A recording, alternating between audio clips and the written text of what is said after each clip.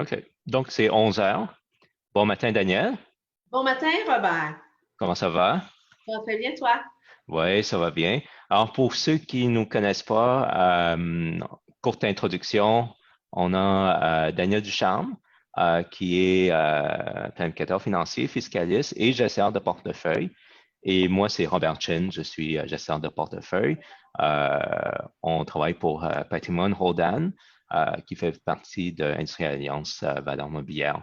Alors, merci d'être venu et puis de s'intéresser à notre petit webinaire. Ça va être un court webinaire. En fait, on va faire une série de webinaires sur, sur la succession, le décès.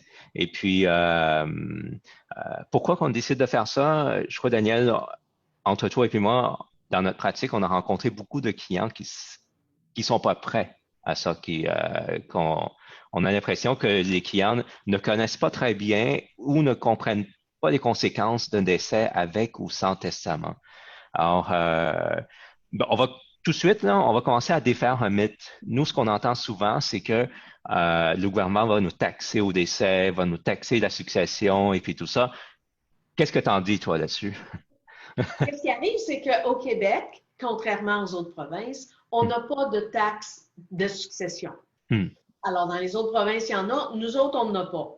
Toutefois, effectivement, quand quelqu'un décède, c'est considéré qu'il aurait vendu tous ses biens cette journée-là.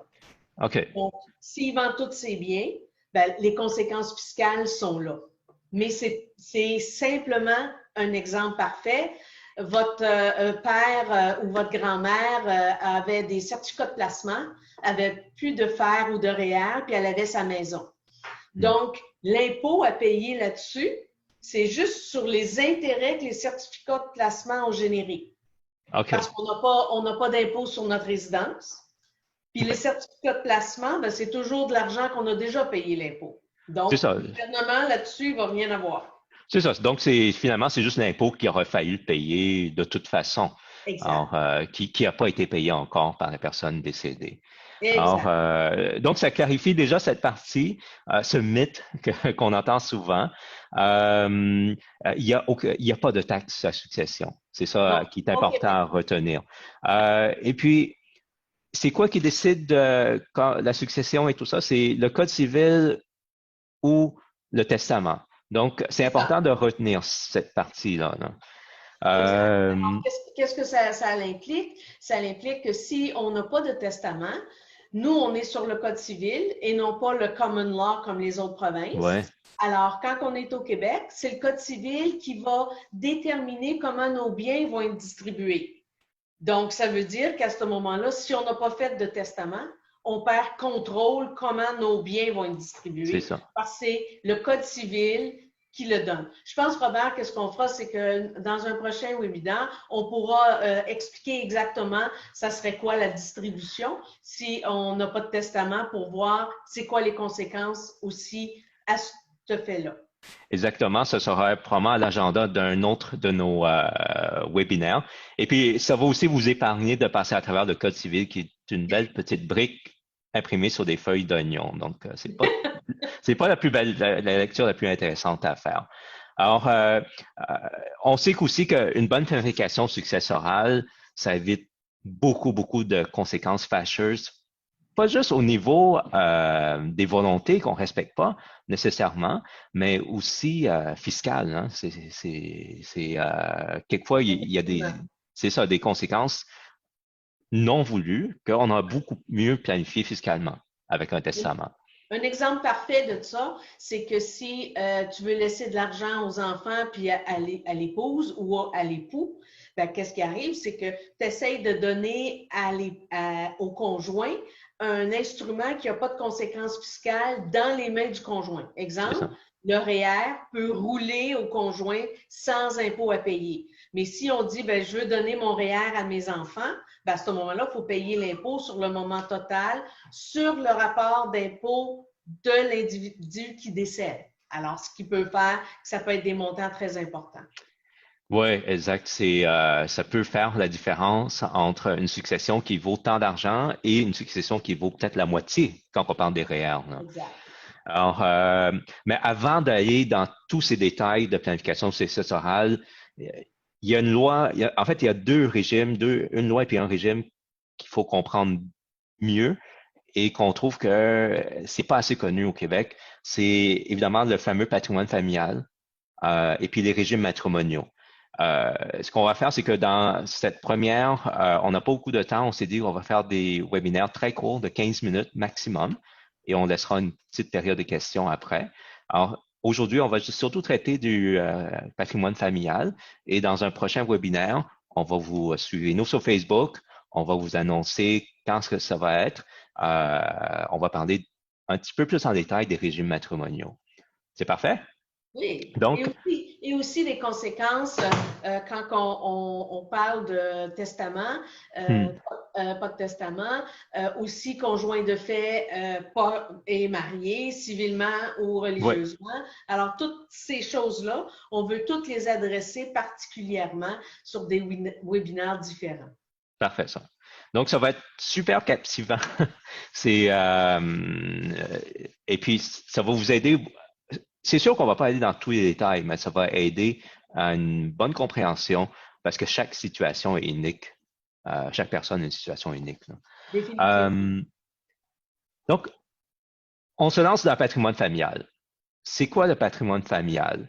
Je crois la première chose, je vais vous dire, un peu comme le mythe sur la succession, le patrimoine familial ne s'applique pas à tous, ça s'applique juste aux couples mariés qui résident au Québec.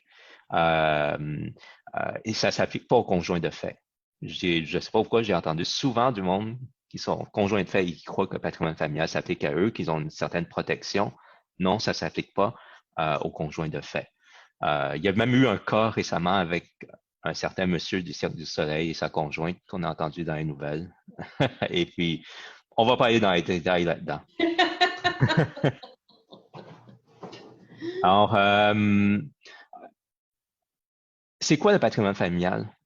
C'est quoi? C'est une loi qui détermine le partage des biens et c'est appliqué à la dissolution du mariage, au décès ou évidemment pendant un divorce.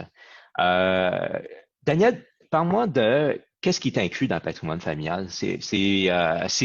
Qu'est-ce qu'on partage en fait? Parce que je crois pas que tout est partagé, hein? Non, parce que comme on parle de familial. Hmm, OK? Et le patrimoine est constitué au moment du mariage. Alors, si tu te maries à 18 ans, habituellement, tu n'as pas grand-chose. hmm, OK? c'est ça. Donc, tout commence à ce moment-là. Mais si tu te maries à 40 ans, ben à ce moment-là, des fois, tu as des acquis qui t'appartiennent en propre. Et à Ouais. ce moment-là, le patrimoine familial part de là. Le meilleur exemple qu'on puisse comprendre très rapidement, nos REER. On a jusqu'à 40 ans, on a accumulé 50 000 de REER, puis après ça, on se marie. Donc, le premier 50 000, il est à vous en propre. Si vous OK. voulez qu'on soit capable de suivre l'évolution de ce montant-là, quand vous vous mariez, il faut que vous ouvriez un autre compte REER. Ça peut OK. être, les deux peuvent être avec nous autres, il n'y a pas de problème. Ouais, c'est On ça. a deux comptes séparés et on est capable de suivre l'évolution en tant que tel. Donc, le patrimoine familial, ça le dit. Ce que le gouvernement, la législation dit, c'est les résidences familiales. OK. Donc, habituellement, résidence familiale, c'est la maison, le chalet. Si on a une maison, un chalet, un condo en Floride, un en Espagne, puis tout ça, il faut être capable de prouver que c'est été acheté pour la famille. OK, Donc, donc, c'est pour ça qu'à ce moment-là, après deux, là, il faut comme prouver que c'est c'est ça. effectivement pour le bien de la famille. Et puis, Ensuite de ça, ouais, tu as la maison, c'est ouais. super. Aussi, tout ce qui est contenu dans la maison fait partie du Ah, patrimoine c'est familial. ça, j'allais te demander. Donc, tout ce qui est inclus dans la maison, si jamais j'ai, disons, comme une collection d'art, d'œuvres d'art, parce que pour moi, c'est ma collection que j'ai acquis, c'est comme un investissement. Est-ce que ça compte pour le patrimoine familial? Ça compte dans le patrimoine familial si tu l'as acquis une fois marié. OK, OK, Encore une fois, il faut toujours partir du départ du mariage.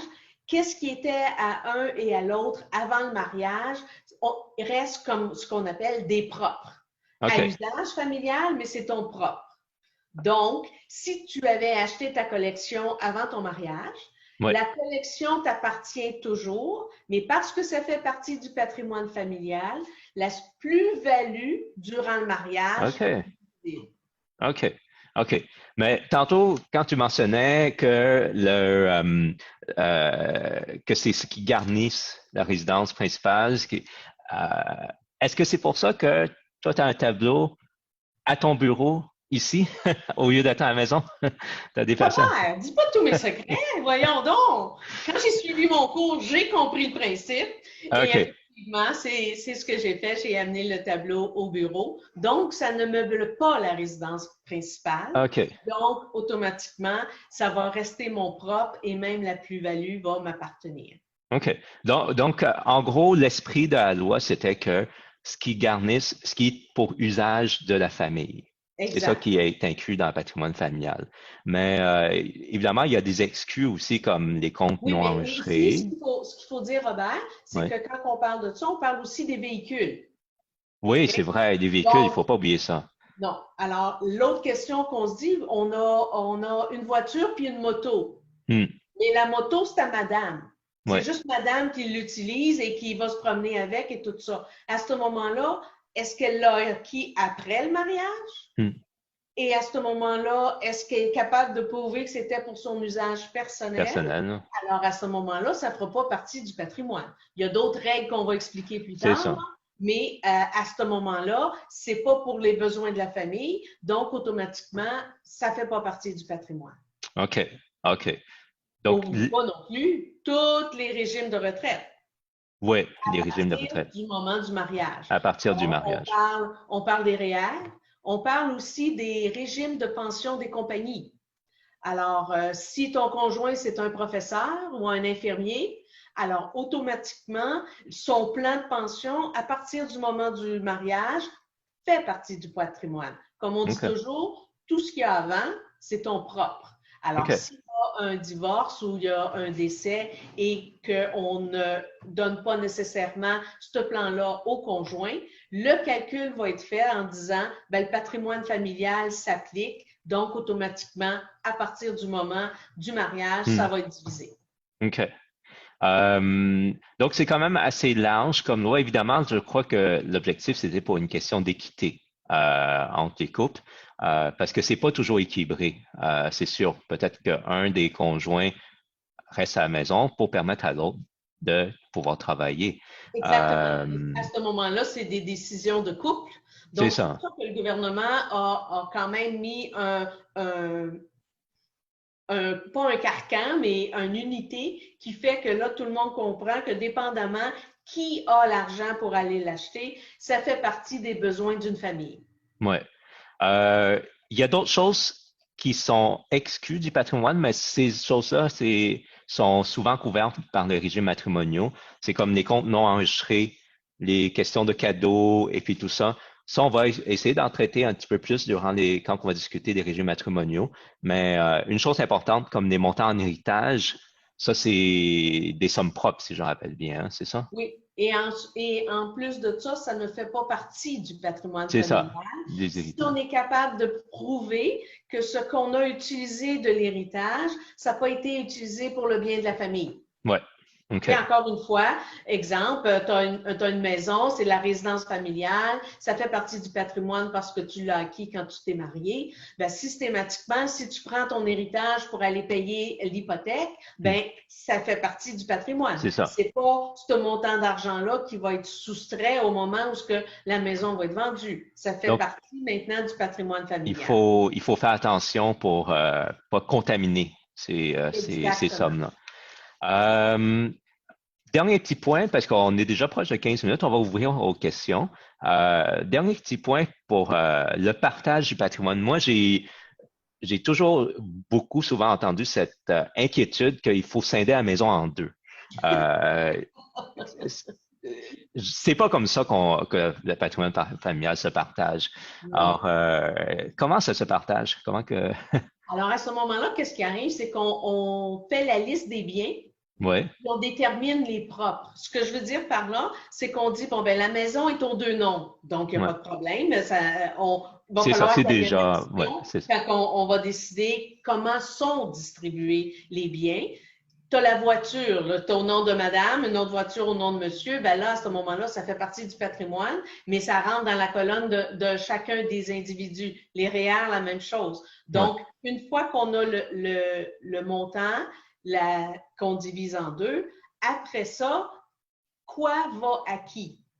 Donc, si OK. on décide que la maison va à monsieur, puis que la maison représente plus que 50% du montant du patrimoine, ben là, à ce moment-là, madame va devoir de l'argent ou monsieur va devoir de l'argent. Alors, c'est pour ça que ce qu'on dit, c'est pas parce que la maison est au nom de monsieur qu'elle reste au nom de monsieur. La moitié de la valeur Hmm. est au nom de madame, mais s'il veut garder sa maison, au lieu de la vendre, à ce moment-là, il va trouver la liquidité pour donner le. Ailleurs. C'est ça. Donc, c'est comme une petite dette que le patrimoine va faire le partage va faire un net et puis on va savoir qui doit combien à chacun Il ne selon faut la pas loi. oublier non plus que la valeur qui est enregistrée, c'est le net. Si vous avez une OK. maison de 350 000, mais que vous devez 200 000 dessus, ben, qu'est-ce qui est divisible, c'est 150 000. C'est ça, exactement. OK, on a terminé sur le patrimoine familial. Alors, n'hésitez pas à poser des questions. J'en ai vu une rentrer, mais n'hésitez pas à poser des questions. On va essayer de répondre au plus de questions possible. Et, et on va faire des suivis. S'il y a des questions qu'on n'est pas capable de répondre, on va faire des suivis. On va poster soit sur Facebook ou on va vous envoyer des courriels pour faire des suivis sur des questions. Alors, je vais juste regarder les questions ici. J'ai une première question. J'ai reçu une succession et j'ai acheté une maison avec mon conjoint avec ces sommes. Est-ce que ça fait partie du patrimoine familial? On a un petit peu répondu à la question, je crois.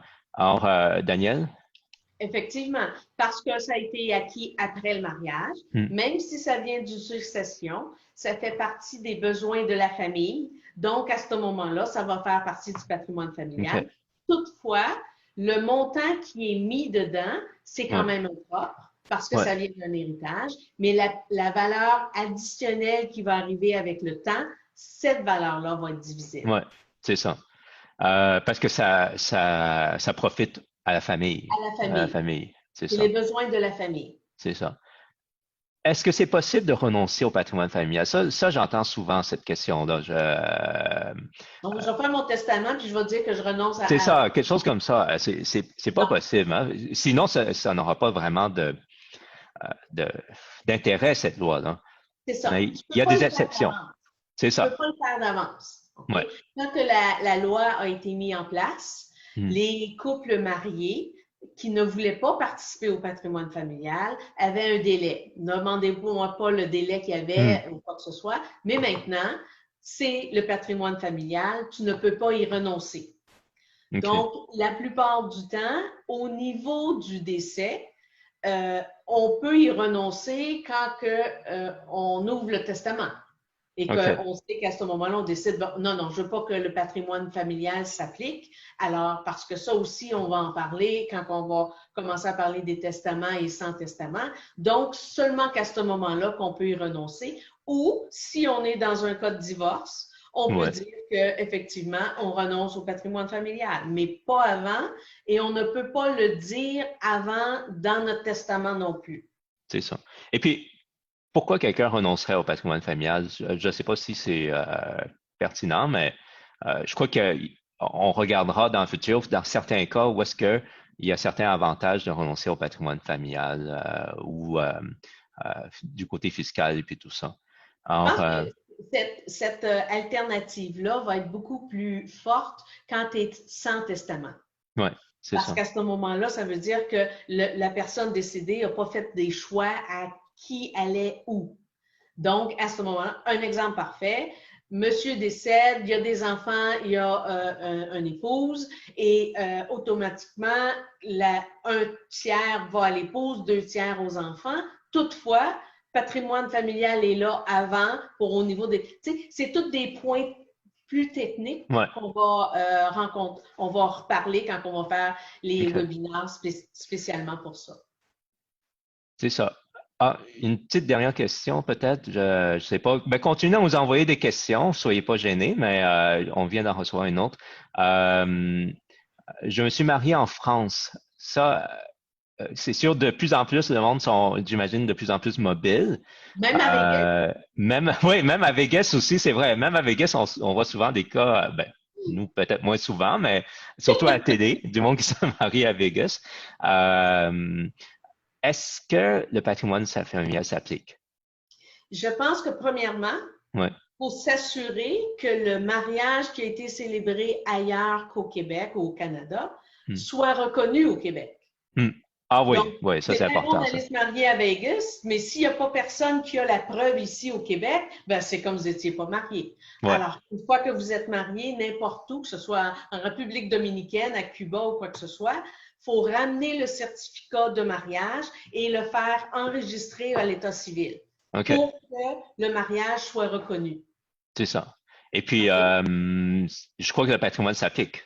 Parce que vu qu'ils habitent au Québec. Définitivement. C'est Même ça. si on se marie ailleurs, aussitôt que vous êtes ici, le patrimoine s'applique au moment du décès ou du divorce. OK. Puis, c'est un petit peu logique aussi parce que je crois que c'est une loi, le patrimoine familial. Donc, Au si Québec, on oui, habite en Ontario, mais ça va être le common law qui va s'appliquer en cas de divorce. Et puis, ça exact. passe au-dessus du contrat de mariage ou s'il y en a à l'extérieur Exact. du pays. Alors, est-ce qu'il y a d'autres questions? Je vais juste voir, juste pour être sûr. OK. Pour l'instant, on n'a pas d'autres questions. Alors, Et on a déjà dépassé notre temps. oui, on a Un dépassé. peu plus que Non, 15 ben, on minutes. s'est dit 15 minutes pour la présentation et puis quelques minutes de plus pour les questions. Alors, on devrait être correct. Alors, ben, merci beaucoup d'avoir participé. Et puis, cette présentation, ce webinaire a été enregistré, donc il va être disponible sur Facebook pour ceux qui veulent le revoir ou évidemment le partager.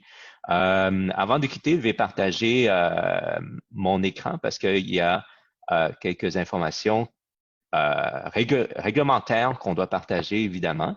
Et je vous dis à la prochaine fois.